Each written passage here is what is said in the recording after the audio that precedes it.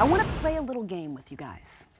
I haven't named the game, but it's going to be a fun game. We're going to discuss 6 different glaring topics heading into the playoffs, and I just want you guys to give me your best answer. But first and foremost, can the Golden State Warriors be taken down by the San Antonio Spurs for that 1 seed? The Warriors have made it very clear, from Steve Kerr all the way down the bench, that that 1 seed is imperative in the playoffs. That home court advantage is imperative in the playoffs. With no KD until potentially the end of this regular season, can the Spurs take that 1 spot?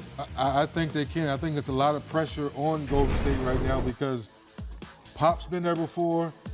Kawhi Leonard, we know he's taking over being the mainstay. He's doing a heck of a job of it. But Patty Mills, all the rest of those guys, they've made big shots. They've won a championship. So I agree with Steve Kerr, bringing in Kevin Durant and knowing some of those guys have won a championship, but a lot of the new guys on the bench have not. I think there's a lot of pressure on Golden State. It is a lot of pressure on those guys, but at the same time, you got the core nucleus still together. So they can find a way to get some rhythm, starting tomorrow night in New York, and they have a chance to, make up some healing ground and just continue to get some momentum going into the playoffs. And if these two teams face off 2 more times, the Spurs are just 2.5 games back. That's going to make the difference. Well, to Steve Kerr's point, Game 7 in Oracle versus Game 7 in San Antonio, we know anything can happen. So that's why Steve Kerr is making it imperative, letting the guys know they have to step their games up. I agree with you. With Draymond and the Splash Brothers, you still have your core guys there. You have Sean Livingston come off the bench. We know he's been there before, too. But now you're missing a guy that you know can take over a whole game for you. That makes me a little concerned. It's really tough to, substitute and make up for 25 a night, 50%.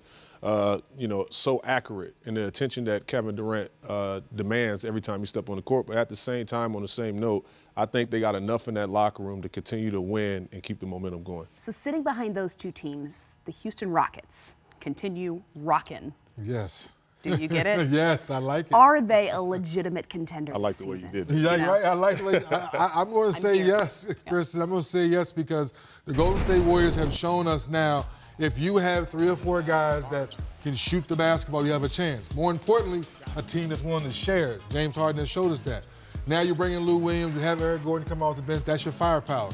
Nene, Capella, Ariza, and you're talking about Patrick Beverly. Can those guys play enough defense? I think they can. I think they can too, but the key to this team is going to be taking the ball out of James Harden's hand. They're going to force other guys to be playmakers, whether it's Gordon, whether it's Lou Williams. That was a great addition that they added. Those guys are going to have out-of-body performances throughout the playoffs. Well, you mentioned James Harden, which is the flawless segue to question number 3.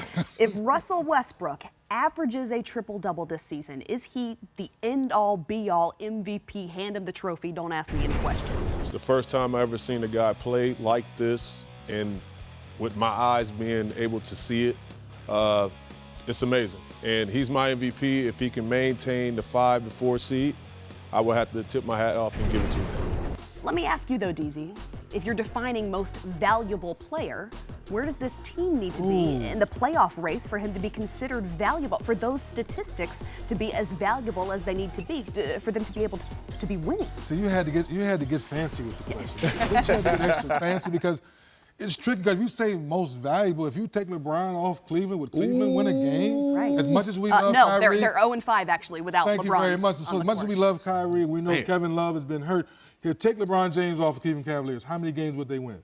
So that goes back to most valuable. But Russell and James Harden are having just video game kind of years. Yeah.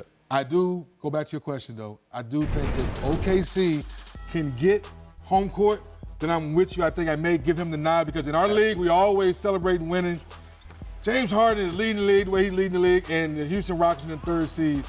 He gets my vote by a beard, just by the beard. By the tip of the beard? Just by the length of the beard, barely. Photo finish. Right, photo finish. Photo like finish. The beard's like he barely comes across with the win. All right, so I want to ask about the Clippers. Question number 4. Is it finals or bust? If they do not make the NBA Finals this season, do you blow this thing up?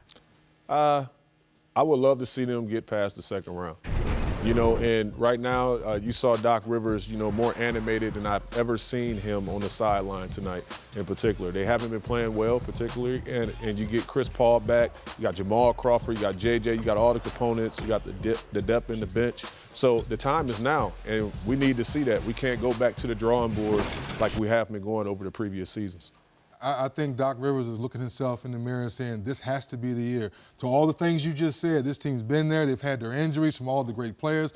We know Chris Paul's a great leader. We know Jamal Crawford, six-man of the year. All those great, ingredients are there. They have to win, in my opinion, or at least get all the way to the Western Conference final. If we don't get to the whole finals, I give you a pass there, but I think at least got to get to the Western Conference Totally final. agree. Well, the Cavaliers could make it for potentially a third time in a row out of the Eastern Conference. But who among the new faces in that new place has been, do you think, the most impressive or will be the most instrumental to the Cavaliers' success?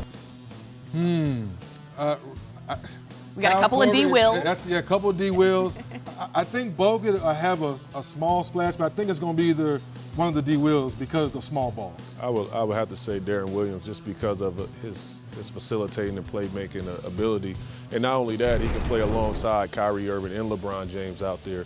And especially matching up against a team like Golden State, if you're looking for the big picture, that'd be great for the matchups. Well, one of the things that Ty Lue told me just a few days before the Cavaliers officially signed Darren Williams, is that he loved his ability to switch defensively, that he could guard 1 to 4 because he's a bigger guy, because he's 6'3", and LeBron asked for a playmaker. So ask and you shall receive, right? No question about it. And think about this, because being in Cleveland the other night, when you go small ball and you're playing against the Golden State Warriors, imagine Kyle Korver on one wing, you got J.R. Smith on the other wing, and now you got Kyrie and LeBron James doing what they do. And then if Kevin Love gets the knee back and gets healthy, that's their new death lineup. So how many of these moves were made with the Golden State Warriors in sight? I would say all of them. I mean, after you look at the Christmas Day game and then, Cleveland makes the trip out west and play Golden State, they had to reevaluate themselves. It was like, you know what? Like, they're really, really good, and we need to get